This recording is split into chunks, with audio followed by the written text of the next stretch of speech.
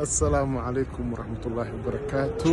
فيد وناكسن دad Soomaaliyeed meel kasta joogtaan waa idin salaamay. waa Sayid Maxamed Cabdi. meesha aan joogo waxaan maleynaa qaarkiin waa qiyaasteen. waxaan ku suganahay waa Sofia, Bulgarian jooga. waxaan soo galay saaka subaxnimadii. waxaan u imid shir ay ka kulmayeen madax gaaris ilaa 10 oo ka kala yimid wadamo kala duwan sida Vietnam iyo wadamada Latin America, wadamada Yurub sida Talyaaniga. shirkaasna runtii wuxuu ahaa shir loogu talagalay maslaxadda dadka shirkadda reer One Life ku jira in looga hadlo. marka wax fiican runtii way ka soo baxeen.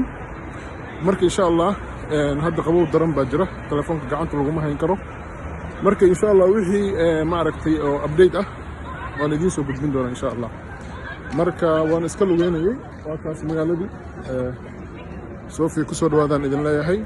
إن شاء الله شركة سنوات عاشر أو رنتي من الطلب وأها أو وحفي عن كسب بحين مركب وحي إن شاء الله أو أبديته أما عقبة ندين صدوق دونا أما فيديو بعدين صوصنين دونا إن شاء الله سنوكل ورق هذا ورفي عن رنتي وكسب بحي وبسط طيفة بد كده هي حفيزكم على حري حفيزكم أنت أنا قاعد أحجبني قال حكى سعودي أو محلي راه ضيعتر باكا سعودي سيدا لو ورجليين مدحدا قيبت أفراد كريبتا سنتركا ayaan runtii shirkaas ku galnay maanta.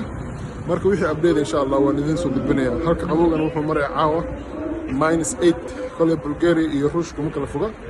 qabow runtii aad u daran baa jira. waan salaamayaa, waxaan idin leeyahay meel kasta aad joogtaan. fiid wanaagsan. assalaamu calaykum waraxmatullaahi wabarakaatuh.